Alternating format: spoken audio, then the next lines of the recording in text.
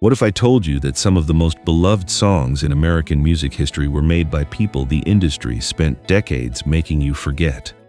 These songs hit number one. They sold millions of copies. They were on every radio station, in every bar, in every living room across the country. But here's the part that never gets told. Most people remember the songs. Almost nobody remembers who made them. And in most of these cases, that wasn't an accident.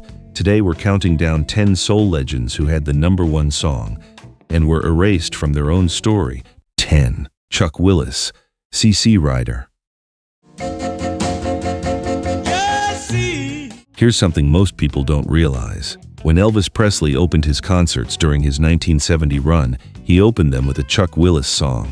Not something inspired by Willis, the actual song. CC Rider. Willis had recorded it in 1957. It hit number one on the R&B chart and became the defining track of The Stroll, the slow, dignified line dance that teenagers performed on American Bandstand every week. The whole country was moving to this man's music. But Willis never saw what that moment became. He had been pushing through tours while quietly suffering from stomach ulcers for years because he couldn't afford to stop. He was a family man. The road was how everything stayed together. He finally went to the hospital in April 1958. Peritonitis had already set in.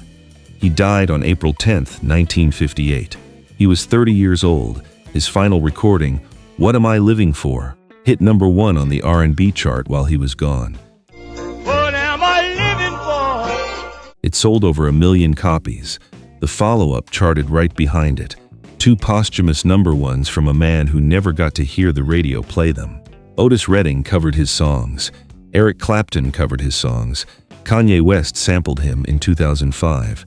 But if you ask most people today who Chuck Willis was, you get a blank stare. Because some artists don't get erased suddenly. They get erased slowly, one forgotten credit at a time. 9. The Five Royales. Think. There are songs that become hits, and then there are songs that become blueprints.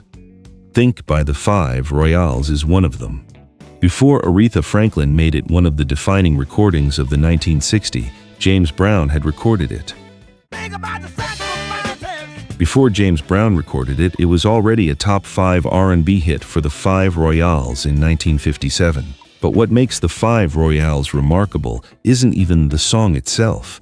It's what their guitarist was doing around it.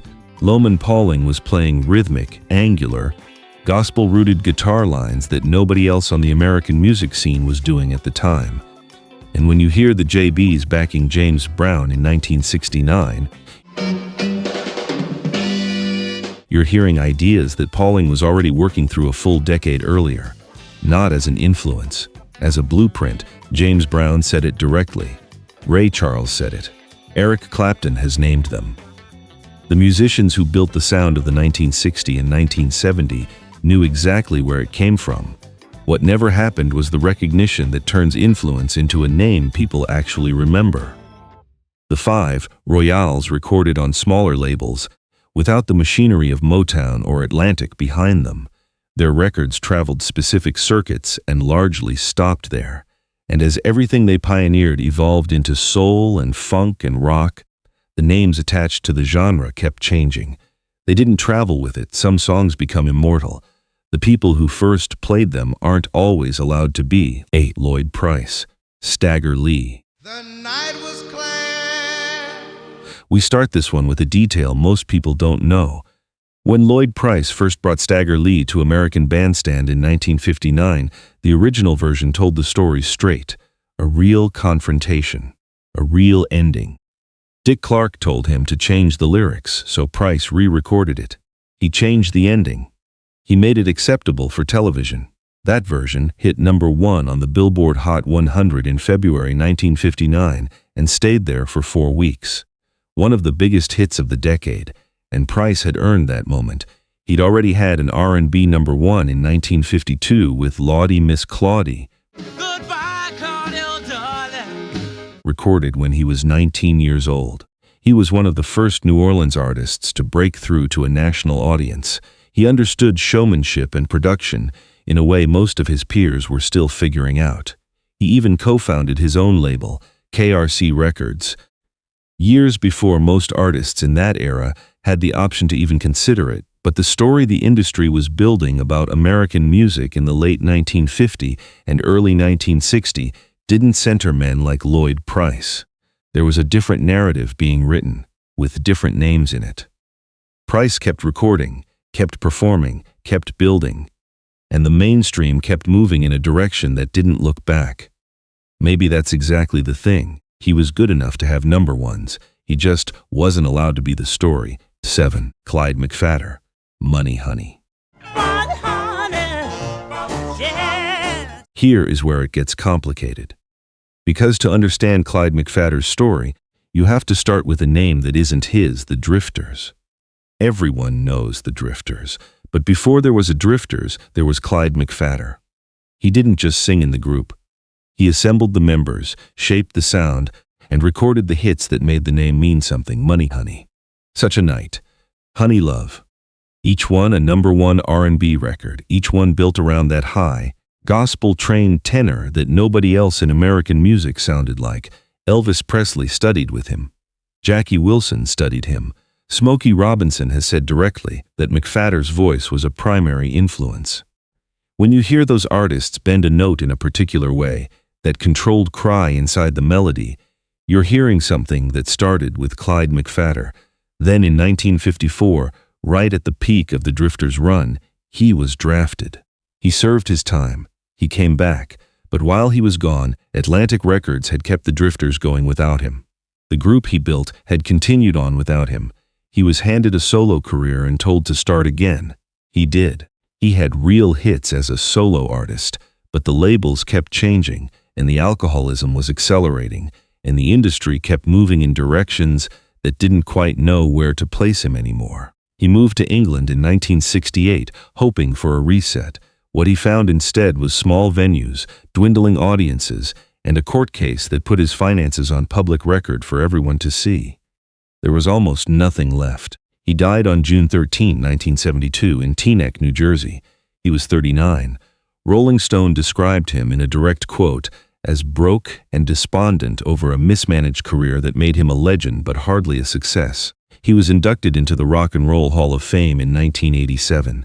15 years after he was gone. 6. Joe Tex, Hold What You've Got. 1, 2, 3, yes they will.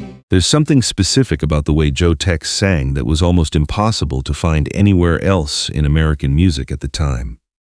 He could lower his voice to almost nothing, lean into the microphone, and make whoever was listening feel like the song was written directly for them, not for an audience. Hold What You've Got in 1965 did exactly that. It reached number 5 on the Billboard Hot 100 and became one of the essential records of Southern soul. His follow-ups charted consistently.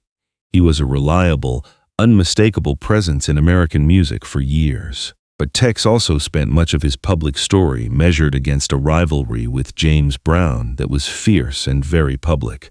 Brown was already becoming the dominant force in soul, and anyone operating in that space was going to be compared to him.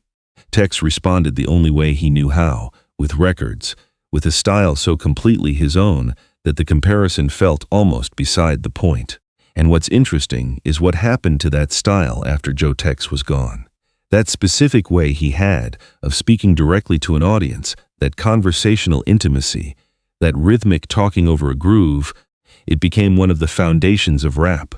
The musicians who built hip-hop knew his records. Most of the audiences of those records have never heard his name. He died of a heart attack in 1982. He was 49. The music he made is still in everything you hear. 5. Hank Ballard, The Twist. Most people know The Twist as a Chubby Checker song. Here's what most people don't know. Chubby Checker didn't write it. He didn't originate it. He recorded a version so close to Hank Ballard's original that when Ballard first heard it on the radio, he thought it was his own recording playing. Ballard wrote The Twist in 1958. It was gaining popularity in 1960 when Dick Clark decided he needed a different version for American Bandstand. Clark considered Ballard's records too suggestive for mainstream television audiences. He approached a Philadelphia label and asked for a cover. A 19-year-old singer named Ernest Evans, who could mimic other artists perfectly, recorded it in about 35 minutes, almost note for note. His name became Chubby Checker. His version hit #1 on the Billboard Hot 100 in September 1960. Then, it hit #1 again in January 1962, becoming the only song in history to top the charts in 2 separate chart runs. Hank Ballard received songwriting royalties, but he didn't get any television appearances. He didn't get the dance craze named after him. He didn't get the cultural moment. He heard his own song on the radio and thought it was him. That's how close the copy was. The industry had a system for deciding who could reach which audience, and in that system, certain artists needed to be translated first. Hank Ballard got translated out of his own legacy for Bobby Bird. I Know You Got Soul. Well, if you think you wouldn't check that thing. To tell Bobby Bird's story, you have to start with someone else's name, and that someone else knew it. James Brown said it more than once. Before he was the godfather of soul, he was a teenager in Toccoa, Georgia, serving time for robbery. Bobby Bird was playing baseball for his local team in a game against the prison team. That's where they met. Bird's family petitioned for Brown's early release and took him in. Brown moved into the Bird household, found work, and started singing with Bird's group. The group went through several names before settling on the famous Flames. It was Bird's group. Brown joined it. For years they recorded together. When Please Please Please became the group's first hit in 1956, Bird was there. When Try Me hit #1 on the R&B chart in 1959, Bird was there. He was there for almost all of it, and then, slowly, James Brown's name became the only name the world knew. Partly because of Brown's relentless drive, partly because the industry had room for one face on the poster, Bird kept recording as a solo artist. I Know You Got Soul in 1971 is his own composition, his own performance, and one of the most sampled records in hip-hop history. Eric B. and Rakim's 1987 song of the same name sampled it and is frequently credited with popularizing the use of James Brown-era funk in hip-hop. Public Enemy sampled it for Fight the Power. The track has been sampled over 150 times in total. Bobby Bird died of cancer in 2007. He was 73. The generation whose music he helped make didn't know his name. 3. Major Lance. There's a warmth to Chicago soul in the early 1960s that's hard to put into words. It's lighter than the Memphis sound, more intimate than anything coming out of Detroit. It has a particular kind of ease built into the production, like the song already knows you before it starts. Major Lance was at the center of that sound. In 1964, reached #5 on the Billboard Hot 100. His voice was smooth and warm and precise in a way that made even a simple melody feel important. Producer Carl Davis built arrangements around him that made the songs feel like they could only have existed exactly this way. The song was written by Curtis Mayfield. That connection gave Lance a run of records most artists in any era would be proud of. The Monkey Time, Hey Little Girl, real hits, real craft, a real presence in American music. Then the landscape shifted. Chicago soul, which had felt so alive in 1963 and 1964, started to fall behind what was happening in Memphis and Detroit. Lance kept recording, but the mechanism that had pushed him forward slowed. He moved to England for a time, where northern soul audiences kept his name alive. He came back. He was convicted on drug charges in the late 1970s. He served time. He came out to a music industry that had no category left for him. He died in 1994. The song is still recognizable to a certain generation, almost invisible to the one that followed. Some careers don't collapse. They just quietly run out of road. 2. Little Willie John. Fever. Never know how much I love you. Here's something most people don't realize. The song most people associate with Peggy Lee was not Peggy Lee's song. Little Willie John recorded Fever first. In 1956, he was 18 years old. It hit #1 on the R&B chart and sold over 1 million copies. And here's what's interesting about the two recordings. They sound almost nothing alike. Lee's version is cool and controlled and deliberate. Willie's version burns. It sounds like it came from somewhere real. He had been performing since he was a child in Detroit. He sang with Count Basie at 14, won talent contests at an age when most kids were still figuring out what they wanted. Peggy Lee's version in 1958 was smoother, more polished, easier for mainstream radio. That version traveled everywhere. He became a footnote. Marvin Gaye called him a direct influence.